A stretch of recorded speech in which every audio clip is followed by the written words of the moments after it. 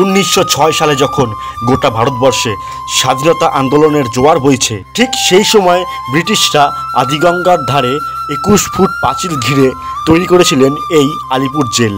তারপর একের পর এক বিপ্লবীদের ঠিকানা হয়েছিল এই আলিপুর সেন্ট্রাল জেল। লাল ইটের গায়ে লেগে থাকা ইতিহাসকে জানতে আজ আমরা এসে হাজির হয়েছি আলিপুর সেন্ট্রাল জেলে।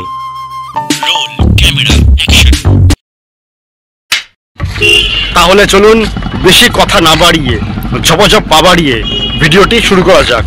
আর যাওয়ার আগেই বলে দিই যে আপনারা কিভাবে আসবেন এই জায়গাতে।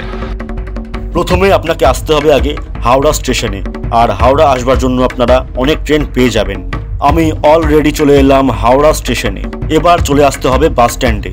হাওড়া থেকে আপনারা 17 নম্বর বাস ধরে আলিপুর জেল মিউজিয়াম স্টপেজে নামতে পারেন। আর 37 নম্বর বাস ধরলে পরে আপনাকে নামতে হবে মনিমপুরের ঠিক এই জায়গাতে।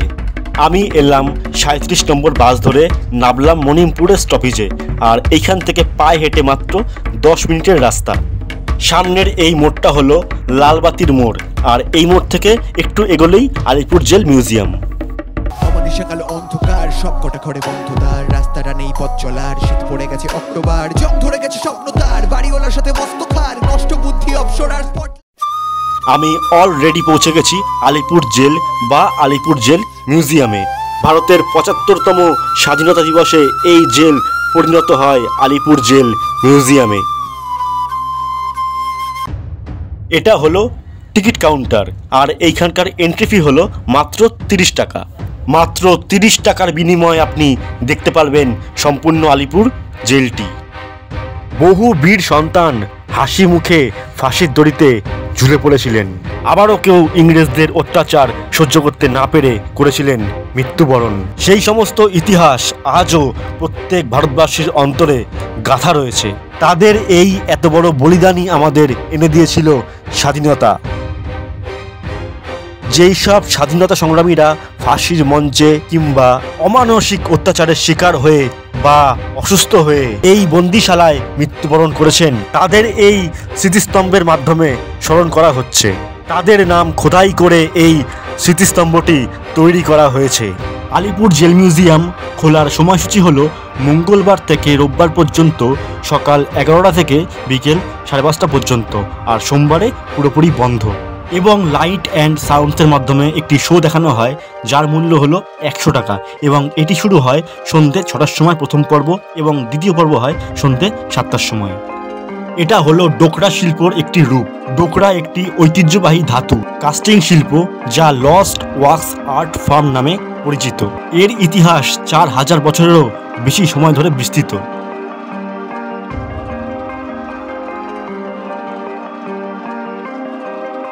চলুন এবার আমরা ঘুরে আসি জেল থেকে, যেই জেলের মধ্যে ছিলেন জওহরলাল নেহেরু।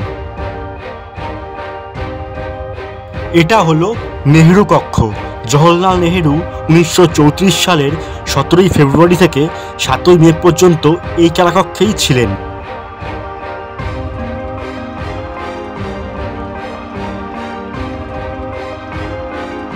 এই হলো সেই সেলটি যেখানে তিনি থাকতেন।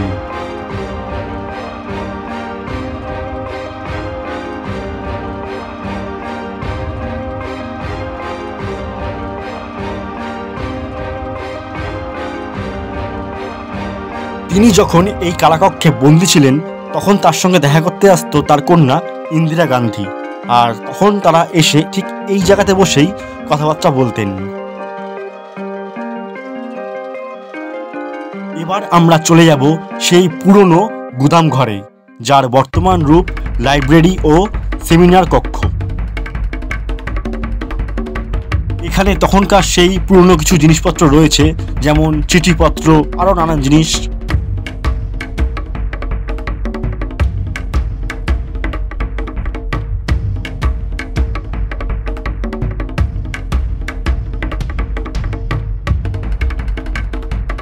এবার আমরা চলে এসেছি ঠিক ওয়াচ টাওয়ারের সামনাসামনি।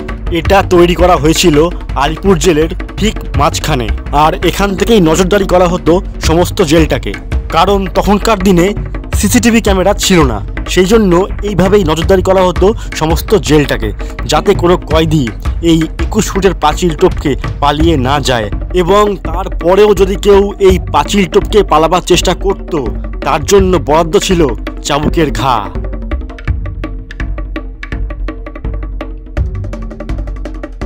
বর্তমানে ওয়াচ টাওয়ারের ভিতরের ঘরগুলিতে এখন বিনয়, বাদল, দীনেশের কিছু স্মৃতি রয়েছে, তা আপনি গিয়ে দেখতে তো পারবেন, কিন্তু সেখানে ছবি তোলা বা ভিডিও করার অনুমতি দেওয়া নেই। এটা হলো মানিকতলা বোমা মামলায় ব্যবহৃত বোমার একটি রূপ। এইবার চলে যাব আমরা কাজী নজরুল ইসলাম যেই কক্ষে বন্দী ছিলেন।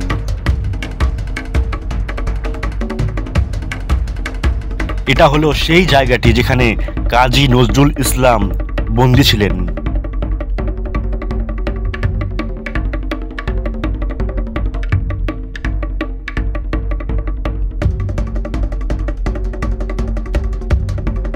এটা হলো সেই সেলটি যেখানে কাজী নজরুল ইসলাম বন্দী ছিলেন।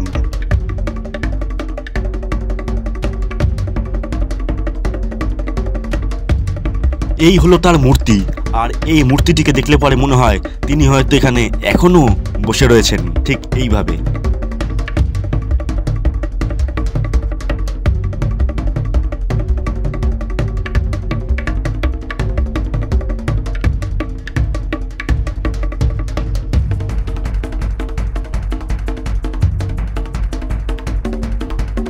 কক্ষের ভেতরে রয়েছে তার অনেক স্মৃতি, যেমন তার কিছু ছেলেবেলার ছবি, বড়বেলার ছবি এবং তার বিভিন্ন লেখালেখি।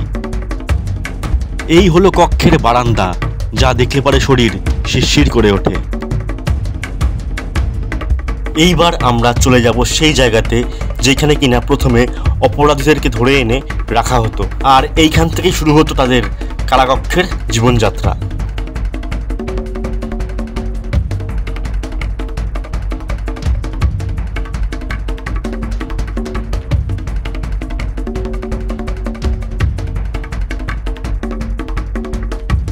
আমরা চলে এলাম এই জায়গাতে, আর এই যে বড় ঘরটি আছে এইখানেই আনা হতো সমস্ত কয়েদিদেরকে আর রাখা হতো একসঙ্গে, এবং তারপরেই এইখান থেকে তাদেরকে বিভিন্ন জায়গায় পাঠানো হতো।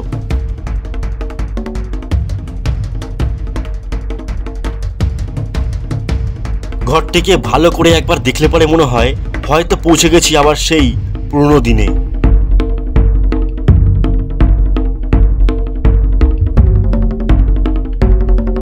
ভাবা যায় যে এই ঘরেই একসময় বন্দী ছিল বাংলার কত বিপ্লবীরা।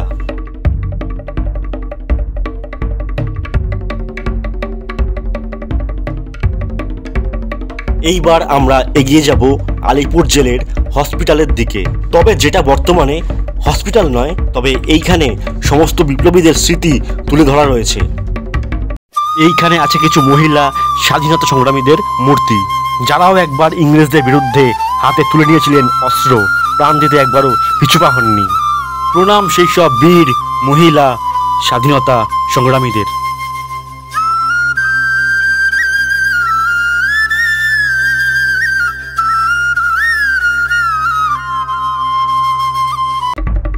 এইখানে আছে সেই তখনকার দিনের কিছু পুরনো কয়েন।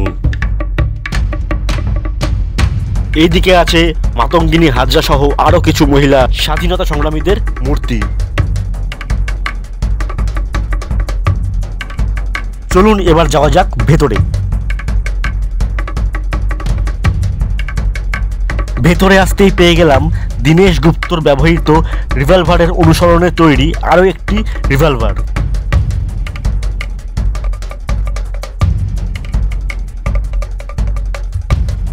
এই ঘরটির ভিতর রয়েছে ঋষি অরবিন্দ ঘোষের জীবনের সমস্ত ইতিহাসটি।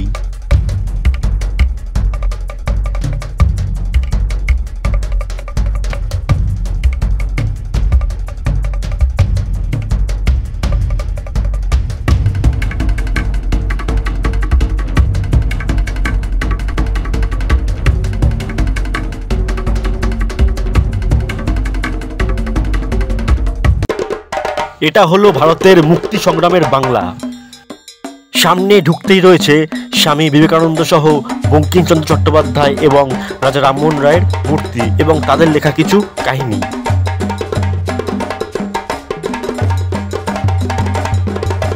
সিপাহী বিদ্রোহের একটি রূপ এখানে তুলে ধরা হয়েছে। তার পাশেই রয়েছে আবার সাঁওতাল বিদ্রোহ।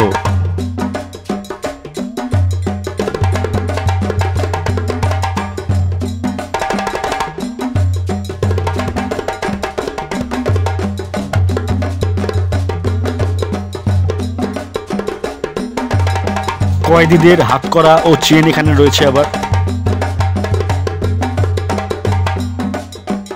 এই ঘরের ভেতর রয়েছে বাংলার কিছু মহিলা স্বাধীনতা সংগ্রামীদের ইতিহাস।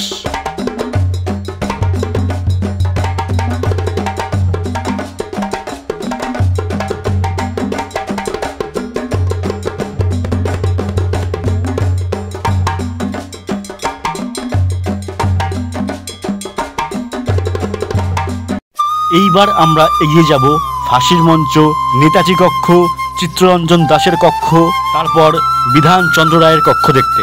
সবার আগে চলে যাব ফাঁসির মঞ্চের দিকে, যেই ফাঁসির মঞ্চে ফাঁসি হয়েছে বাংলার নানান বিপ্লবীদের। তাদের মধ্যে রয়েছেন অনন্ত হরি মিত্র, প্রমোদ রঞ্জন চৌধুরী, রামকৃষ্ণ বিশ্বাস, এছাড়াও আরও না জানি কত মানুষ এখানে প্রাণ দিয়েছেন। যেই ছেলেটি ছোটবেলায় পাঠা বলি দেখে কেঁদে ফেলতো, সেই ছেলেটিও পরবর্তীকালে এইখানে বন্দে মাতরম স্লোগান দিয়ে প্রাণ দিয়েছেন। তিনি আর কেউ নন, তিনি হলেন দীনেশ গুপ্ত। পিছনের যে ঘরগুলি আপনারা দেখতে পাচ্ছেন, সেইখানে রাখা হতো কয়েদিদেরকে এবং দেখানো হতো ফাঁসি দেওয়া, কারণ তারা যাতে ভয় পেয়ে যায় এবং তারা তাদের গোপন কথা এবং সবকিছু যেন বলে ফেলে, সেই জন্য।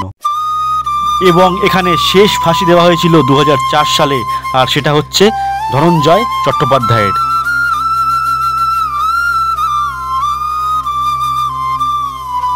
ফাঁসি দেওয়ার পর সেই দেহগুলিকে এখানেই আনা হতো আর করা হতো বিভিন্ন পরীক্ষা নিরীক্ষা। মৃতদেহগুলিকে এই বেঞ্চের ওপরেই শোয়ানো হতো। দেখলে পরেই যেন সারা শরীর শিরশির করে ওঠে।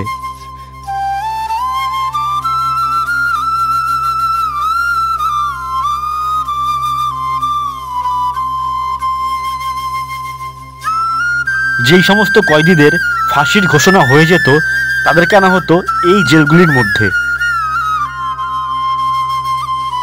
এইখানেই রাখা হতো তাদেরকে, এবং যখন ফাঁসি দেওয়ার সময় আসতো তখন তাদেরকে এখান থেকে নিয়ে গিয়ে ফাঁসি দিয়ে আনা হতো সেই ঘরের মধ্যে এবং এনে পরীক্ষা নিরীক্ষা করা হতো।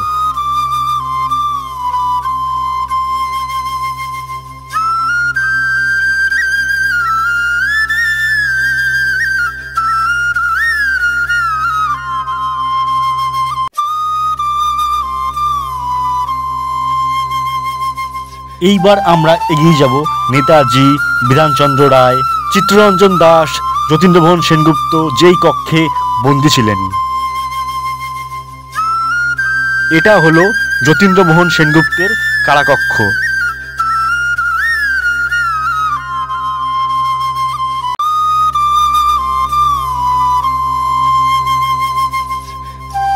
এটা হলো চিত্তরঞ্জন দাশের কারাকক্ষ, তিনি এখানেই বন্দী ছিলেন। এইবার আপনারা দেখছেন ডক্টর বিধানচন্দ্র রায়ের কারাকক্ষ। 5ই সেপ্টেম্বর 1930 থেকে 16ই জানুয়ারি 1931 পর্যন্ত তিনি এইখানেই বন্দী ছিলেন।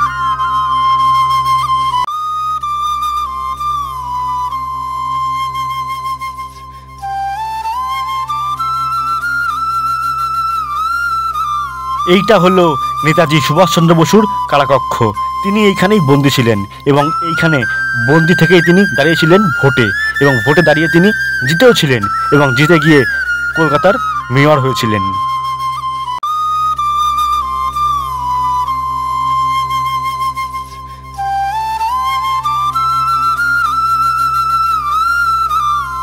ভিডিওটি ভালো লাগলে অবশ্যই কমেন্ট বক্সে জয় হিন্দ, বন্দে মাতরম লিখে দেবেন এবং একটি লাইক করে দেবেন। আর তার সঙ্গে যারা এখনও আমার চ্যানেলটি সাবস্ক্রাইব করেননি তারা এখনই যান, গিয়ে চ্যানেলটি সাবস্ক্রাইব করে দিন। আর যারা অলরেডি করে দিয়েছেন তাদেরকে আমার তরফ থেকে অসংখ্য ধন্যবাদ। তাহলে আজকে এখানেই টাটা।